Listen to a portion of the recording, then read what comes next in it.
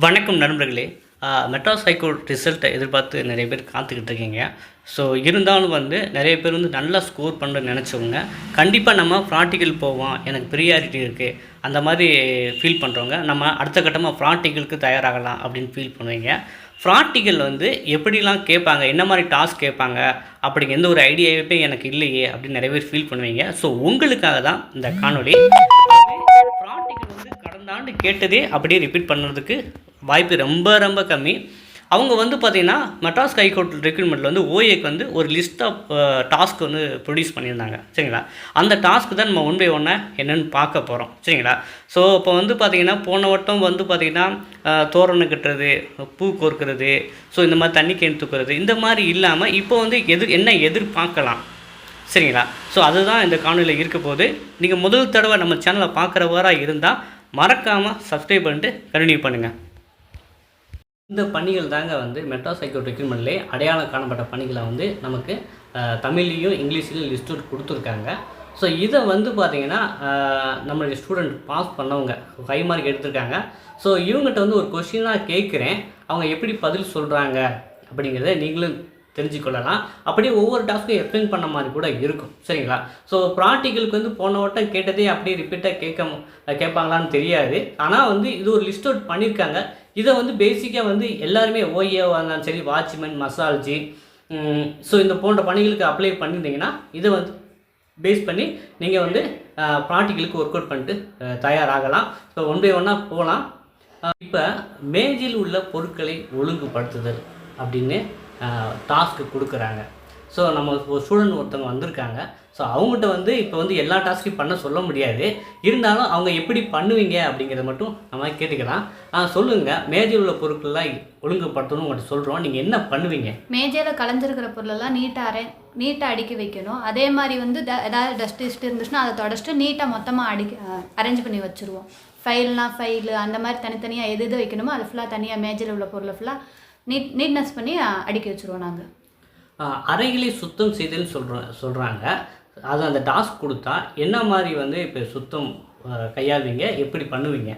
இந்த குப்பை ஏதாச்சும் இருந்துச்சுன்னா அதை நம்ம ஸ்கூட்டி சுத்தம் செஞ்சு நீட்டாக வச்சுட்டு போயிடலாம். அந்த இது ஃபுல்லாக எந்த இடத்துலையும் தூசி இல்லாமல், தரையில் எந்த இடத்துலையும் தூசி இல்லாமல் கூட்டிகிட்டு குப்பையை அள்ளிட்டு போயிடுவோம் நாங்கள்.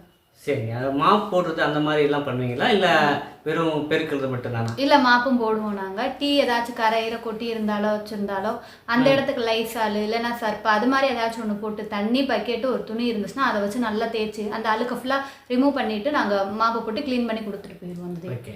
இப்போ கொஸ்டின் நம்பர் 2, 3க்குமே சேர்ந்து ஒரு பதில் சொல்கிற மாதிரி நீங்கள் செய்கிறத சொல்லிட்டீங்க. இப்போ 4 டிரைவிங் தெரியணும். இப்போ 4 வீல் உள்ளவங்களுக்கு மட்டும்தான். இப்போ விளக்குமாறு தயாரித்தல் சொன்னால் நீங்கள் என்ன மாதிரி அடிப்படையில் விளக்குமாறு தயாரிப்பீங்க? தென்னை மாதிரி இருக்கும். அந்த இதில் நாங்கள் அந்த குச்சி மட்டும் மொத்தமாக எடுத்துகிட்டு அது குச்சி மட்டும் அந்த இது பண்ணி நாங்கள் விளக்குமாறு நாங்கள் தயாரித்து கொடுத்துருவோம். அந்த தென்னை மாதிரி கொடுத்தாங்கன்னா அந்த நாங்கள் ரெடி பண்ணி கொடுத்துருவோம். அந்த தூசி தட்டுதல், பெருக்குதல், வீட்டில் ஒட்டடை இருந்துச்சுன்னா ஒட்டடை ஃபுல்லாக எடுத்துகிட்டு அந்த தூசி ஃபுல்லாக தரையில் விழுகாத அளவுக்கு நாங்கள் கூட்டிகிட்டு க்ளீன் பண்ணி வச்சு கொடுத்துருவோம். அது வீட்டுக்கு தேவையான மாதாந்திர மளிகை சாமான் பட்டியல் தயாரித்தல். அது எப்படி எடுப்பீங்க? ஸோ நம்ம எது தேவை எது தேவையில்லை எப்படி தயாரிப்பீங்க? இப்போ 1 மாதத்துக்கு தேவையான மளிகை சாமான் தான் வாங்க சொல்லுவாங்க. அதுக்குரியது நம்ம என்னென்ன தேவை வீட்டில் என்ன இருக்குன்னு சொல்லி பார்த்துட்டு அதுக்குரிய லிஸ்ட்டை ஃபுல்லாக எடுத்துகிட்டு அதுக்கப்புறம் போய் அதுக்கு தேவையான பொருளெல்லாம் வாங்கி அதே மாதிரி நீட்டாக வாங்கி அடுக்கி வச்சுருவோம். நாங்கள் மாதத்துக்கு தேவையான மளிகை பொருட்கள் என்னென்ன வேணுமோ அதெல்லாம் வாங்கிட்டு வர்றது தான் நாங்கள் பண்ணுறோம். ஓகே. இப்போ ஏற்கனவே ஒரு பொருள் தேவையாக இருக்குது, அதனால் மறுபடியும் அதே பட்ஜெட்டில் போடுவீங்களா இல்லை விட்டுருவீங்களா? இல்லை, அதே பட்ஜெட்டில் போடுவோம். அது எவ்வளோ அதுக்குரியது கம்மியாக எதுக்கும் கீழே ஏதாச்சும் வாங்க முடியும்னா அதையும் கண்டிப்பாக வாங்கிட்டு இது பண்ணுவோம். சரி. இப்போ நம்ம ஒரு புக்கு பைண்டிங் பண்ணணும், உங்களால் பண்ண முடியுங்களா? பண்ண முடியும். எப்படி பண்ணுவீங்க? ப்ரௌன் ஷீட் போட்டு கூட பண்ண தெரியும், கவர் போட்டுனாலும் பண்ணலாம், இல்லை பேப்பர் போட்டு பண்ணனாலும் கூட நாங்கள் பண்ணி கொடுத்துருவோம். பைண்டிங் எங்களுக்கும் பண்ண தெரியும். இப்போ நீங்கள் காய்கறிகள் வெட்டணுங்க. சரி, எந்தெந்த முறையில் என்ன காய்கறிகள் எந்தெந்த முறையில் வெட்டுவீங்க? அப்போ அதுக்கு முன்னாடி என்னென்ன ப்ரொசீஜர் பண்ணுவீங்க? காய்கறிகளை வெட்டுறதுக்கு முன்னாடி அது அசுத்தமாக எப்போ இருந்தாலும் வெளியே இருந்து தான் வாங்கிட்டு வரோம். அதுக்கு தேவையானது தண்ணியை வச்சு நல்லா காய்கறி ஃபுல்லாக வாஷ் பண்ணிட்டு சுத்தம் பண்ணிட்டு தான் அதுக்கப்புறம் தான் அதுக்கு தேவையானது எது சாம்பாருக்குரிய காய் எப்படி வெட்டணும், கூட்டு பொரியலுக்குரிய காய் எப்படி சின்ன சின்னதாக வெட்டணும், அது மாதிரி தகுந்தாப்பில் வெட்டி எடுத்து வச்சுக்கிட்டு தான் சமைக்க ரெடி பண்ண முடியும். ஓகே. இப்போ புத்தகங்களை வகைப்படுத்தி அடுக்குதல்னு ஒரு நம்ம டாஸ்க் மட்டும் ஒரு பேப்பரில் கொடுக்குறோம். நீங்கள் என்ன பண்ணுவீங்க? புக்கு அதாவது அது என்ன புக்குன்னு சொல்லி நாங்கள் பார்ப்போம். கல்வி புக்கா, நாவல் புக்கா, சிறுகதையா அதெல்லாம் பார்த்துட்டு அதுக்குரிய தகுந்தாப்புல நாங்கள் வந்து அரேஞ்ச் பண்ணி நீட்டாக அடுக்கி வைப்போம் அந்த இதை. ஸோ எடை பழுவான பொருட்கள்லாம் இருக்குங்க, அது வந்து உங்களால் தூக்க முடியுமா, இல்லை தூக்கி வந்து நீங்களே மேனேஜ் பண்ணிருக்கீங்களா? 25 கேஜிக்குள்ளே இருந்துச்சுன்னா தூக்குறதுக்கு இது பண்ணலாம். அது 20 கேஜி அந்த மாதிரி இருந்துச்சுன்னா நாங்கள் தூக்கி ரெடி பண்ணிடலாம். அதுக்கு மேலே ஹையான இதுன்னா எங்களால் தூக்க முடியாது. அதுக்கு நீங்கள் இது பண்ணி தான் ஆகணும். ஓகே. இப்போ கோலம் போடுறோம், கோலம் போட தெரியுங்களா? என்னென்ன கோலம்லாம் உங்களுக்கு தெரியும்? எனக்கு கோலம் போட தெரியும். சின்ன கோலத்துலேருந்து பெரிய கோலம் போடனாலும் போடுவேன். புள்ளி வச்சு போட சொன்னாலும் போடுவோம், ரங்கோலி போட சொன்னாலும் போடுவோம். கோலம் எங்களுக்கு போட தெரியும் வந்து. ஓகே. வங்கி செலான்களே நிரப்புகள் சொல்கிறாங்க. சரி, வங்கி செலான்லாம் என்னென்ன செலான்கள் இருக்குது, அதை நீங்கள் எப்படி ஃபீல் பண்ணுவீங்க? வங்கி செலான் வந்து மொத்த வித்ட்ராயலும் இருக்குது, நம்ம பணம் போடுறதும் ரெண்டுமே இருக்குது. டெபாசிட் இருக்குது. டெபாசிட்டுக்கு வந்து தேவையானது டேட்டு, அக்கௌண்ட் நம்பரு, என்ன அமௌண்ட்டு போட போகிறோம், அந்த அமௌண்ட்டுக்குரிய தனித்தனியாக, அதாவது 100 ரூபா எத்தனை இருக்குது, 50 ரூபா எத்தனை இருக்குது, 500 ரூபா எத்தனை இருக்குன்னு சொல்லி வகைப்படுத்தி எழுதி தான் நம்ம வந்து வங்கியை வந்து இதில் போட போகிறோம், நம்ம டெபாசிட் பண்ண போகிறோம். அதே மாதிரி வித்ட்ராயலுக்கு தேவையானது என்னென்ன தேவையோ அதை ஃபுல்லாக எழுதிட்டு அந்த சைனு அந்த இது அவ்வளோதான், அது வித்ட்ராயல் எடுத்துகிட்டு வந்துடலாம். ஓகே. அடுத்து வந்து பார்த்தீங்கன்னா டாஸ்க், செய்தித்தாளில் அடுக்குதல்னு ஒரு பேப்பர் கொடுத்துறோம். நீங்கள் என்ன பண்ணுவீங்க? இப்போ செய்தித்தாள் அடுக்குதல் தினமலர், தினகரன், தினத்தந்தின்னு சொல்லி 3 வகையாக இருக்கும். இந்து, எக்ஸ்பிரஸ் நிறையா இருக்கும். அது ஃபுல்லாக தனித்தனியாக நாங்கள் வகைப்படுத்தி அடுக்கி வைப்போம். ஓகே. சமைத்தல், குக்கிங், உங்களுக்கு என்னென்னா சமைக்க தெரியும், எப்படி சமைப்பீங்க? நான்வெஜ் அந்த மாதிரி சமைக்கிறனாலும் சமைச்சு கொடுப்போம், இல்லை சாம்பார் அது மாதிரி வைக்க சொன்னாலும் வச்சு கொடுப்போம். அதுக்கு தேவையான வெசல் வாஷிங் பாத்திரத்தை சுத்தமாக எடுத்து வச்சுட்டு சமைக்க ஆரம்பித்தாலே போதும். ஓகே. அப்புறம் வந்து தோட்ட வேலை உங்களுக்கு தெரியுமா? தோட்ட வேலை, இப்போ நீங்கள் கார்டன் வச்சுன்னா என்ன பண்ணுவீங்க? தோட்ட வேலையில் என்ன பண்ணுவீங்க? தோட்ட வேலையில் போய் நம்ம போய் பார்க்க வேண்டியது வந்து ஏதாச்சும் பூச்சி வெட்டு இருக்கா, அதுக்கு ஏதாச்சும் தேவையா, தண்ணி ஊற்றணுமா, உரம் போடணுமா, அது மாதிரி இருந்துச்சுன்னா, பூச்சி வெட்டு இருந்துச்சுன்னா பூச்சி வெட்டை ஃபுல்லாக நீக்கிட்டு அதுக்கு தகுந்தாப்புல தண்ணி, உரம், அது நல்லா செழிச்சு வளர்றதுக்குரிய எல்லா ஐட்டமும் இது பண்ண வேண்டியது இருக்கும். ஓகே. அடுத்தது அலமாரியை சுத்தம் செய்தல். ஸோ என்ன மாதிரிலாம் பண்ணுவீங்க?